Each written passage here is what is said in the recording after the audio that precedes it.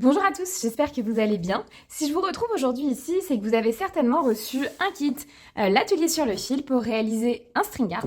Et aujourd'hui, on va voir ensemble la première étape que je vous propose qui consiste à peindre ou teinter votre planche. C'est pas une étape qui est obligatoire, c'est simplement une étape que je vous propose pour décorer davantage votre planche. Et on va voir ensemble les différentes méthodes de peinture. Avant de commencer, je vous invite aussi à prendre le mode d'emploi et vous avez les différentes techniques ici qui vous sont proposées dans la première étape, mais je vais vous les récapituler juste ici. Donc la première étape que je vous propose, c'est de teinter votre planche avec ce qu'on appelle le brou de noix. Le brou de noix, en fait, qu'est-ce que c'est? Eh bien, ça a été issu de la coque de la noix. Et en fait, on en fait de la teinture, donc de la teinture pour le bois, par exemple, mais ça peut être aussi de la teinture pour les cheveux ou pour d'autres choses. Aujourd'hui, on va l'utiliser, nous, pour le bois. Vous pouvez l'appliquer soit avec un pinceau, donc en respectant les veines du bois, donc c'est-à-dire dans ce sens. Si vous souhaitez avoir une planche plus foncée, eh bien il va falloir appliquer plus de brou de noix. En fait, le plus vous allez en appliquer, le plus votre planche sera foncée. Vous n'oubliez pas d'en appliquer aussi sur les tranches de votre planche. Vous pouvez même en appliquer à l'arrière de votre planche si vous le souhaitez. Une fois que votre brou de noix est appliqué, vous le laissez sécher environ 1 à 2 heures. En fait, c'est le temps que le brou de noix s'imprègne dans le bois et sèche. Et ensuite, moi, je vous propose d'y ajouter une huile de protection par-dessus. Ça va raviver un petit peu la couleur du brou de noix pour éviter qu'elle soit trop terne. Et puis, ça va venir aussi protéger votre bois. Donc, vous laisserez ensuite vous l'appliquer. C'est une huile de protection qui est transparente. Donc, vous pouvez l'appliquer sur le brou de noix et vous laisser sécher à peu près une petite heure. Ça suffit.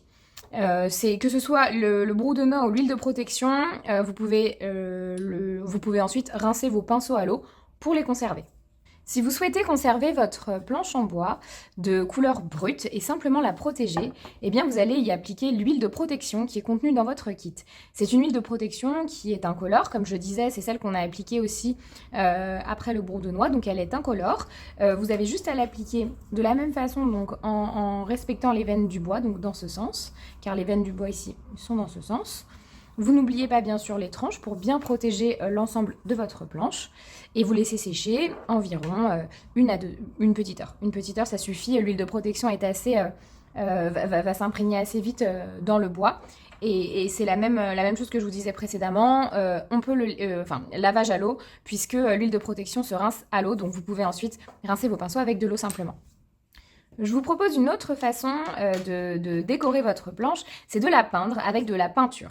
C'est une peinture que je vous mets dans des petits pots en verre qui est conçue spécialement pour la boiserie et qui se rince à l'eau comme les précédentes, donc pas de souci là-dessus.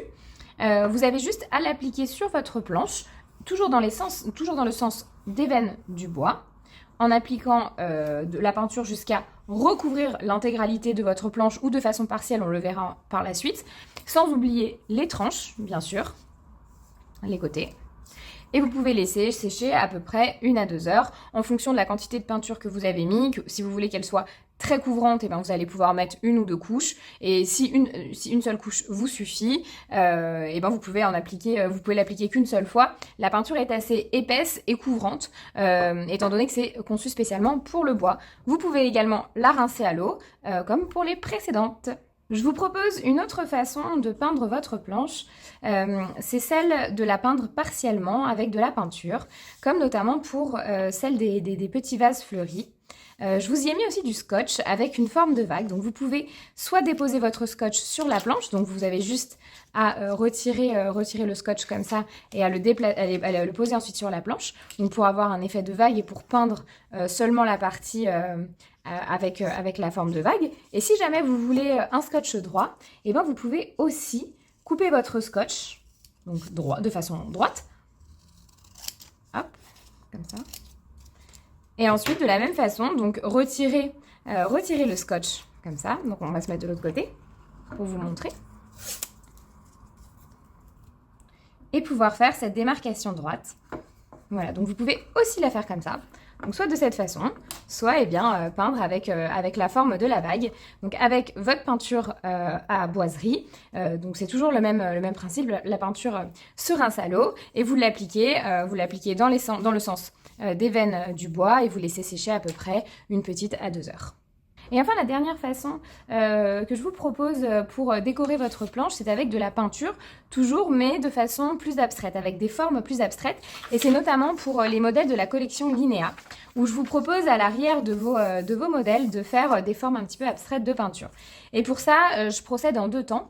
Je viens d'abord poser, donc si par exemple j'ai choisi de faire le colibri, je viens d'abord poser le patron sur ma planche pour voir à quel endroit j'aimerais faire mes touches de peinture. Donc si par exemple j'aimerais que ce soit plutôt vers le bas de la planche, et ben donc je me mets ce patron à côté, donc pour vraiment avoir une notion de grandeur du modèle, et je vais dessiner au crayon à papier une forme, donc assez abstraite, mais ça me permet en fait d'avoir une base.